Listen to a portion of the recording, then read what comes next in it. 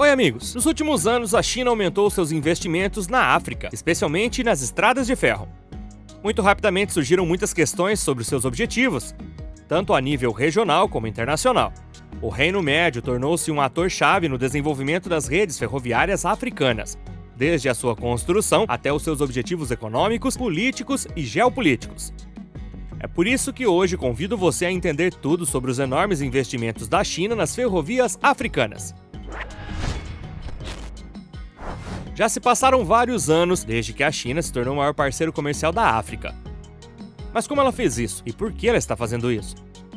Seu desenvolvimento, as suas tecnologias de ponta e a exportação de seus produtos permitiram tornar-se uma grande potência, tanto política quanto econômica. Em 2013, o projeto Belt and Road foi apresentado pela China. Ele tem como objetivo fortalecer a conectividade e a cooperação econômica entre a nação e outros países.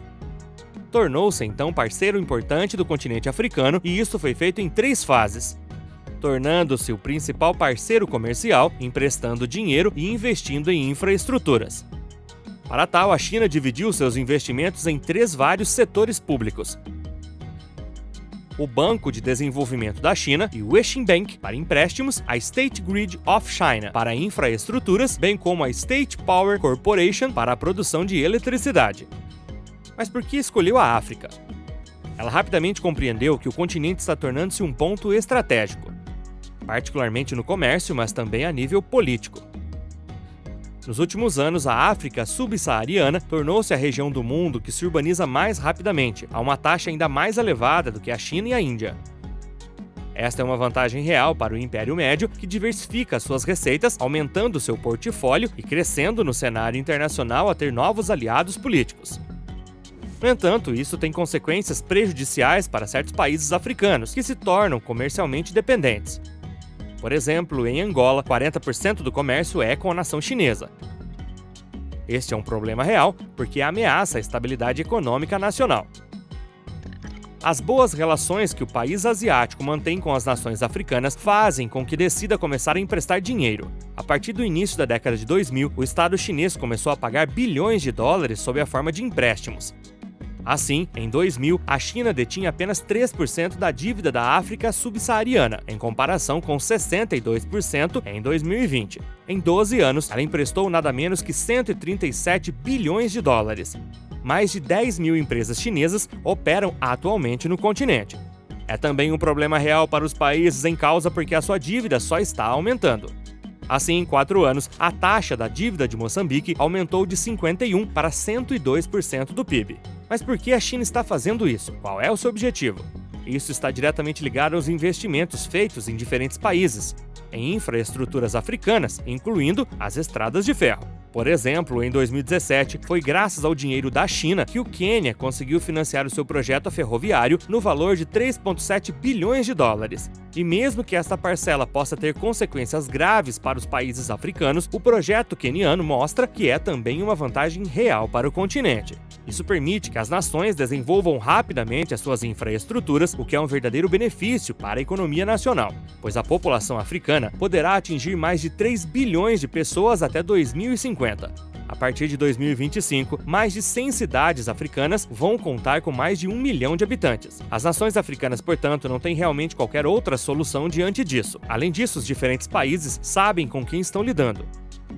O Império Médio é conhecido pela sua extraordinária expansão, que ocorreu graças ao desenvolvimento de infraestruturas.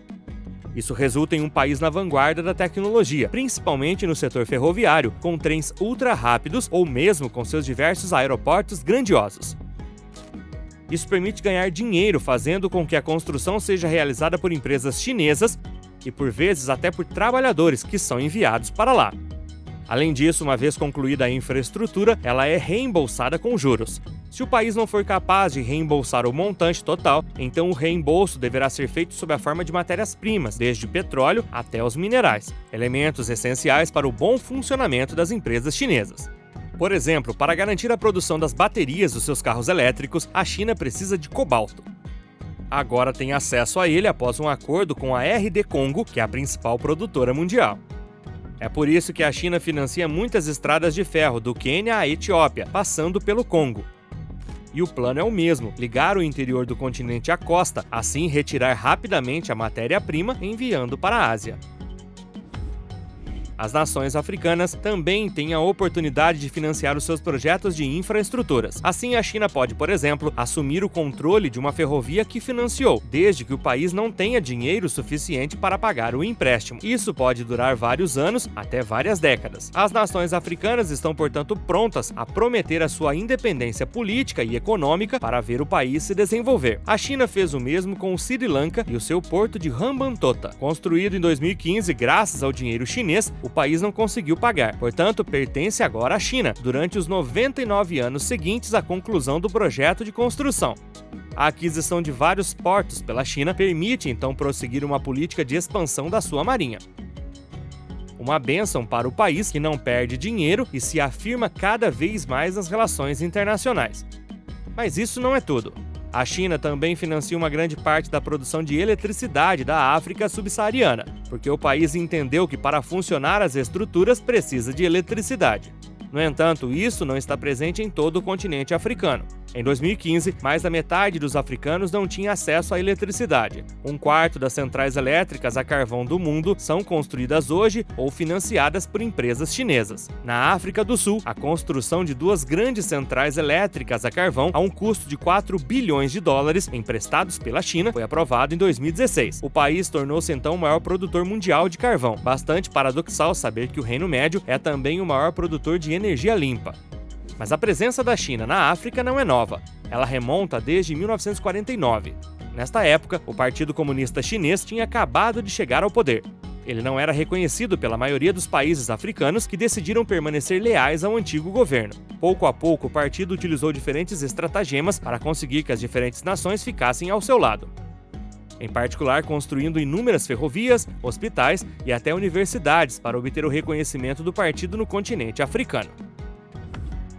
Contudo, nos últimos anos, a forma de fazer negócios da China mudou, porque a visão das populações locais é menos entusiasmada do que antes por diversas razões. Pede-se cada vez mais que as empresas chinesas empreguem mão de obra local, que seja remunerada e tratada com dignidade. O aumento dos custos dos projetos e a falta de investimento em energias verdes também são criticadas. As relações diplomáticas já não são, portanto, suficientes.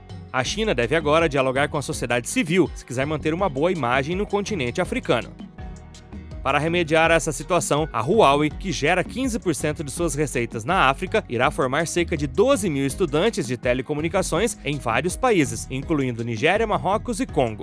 Além disso, a proporção de trabalhadores locais está aumentando consideravelmente.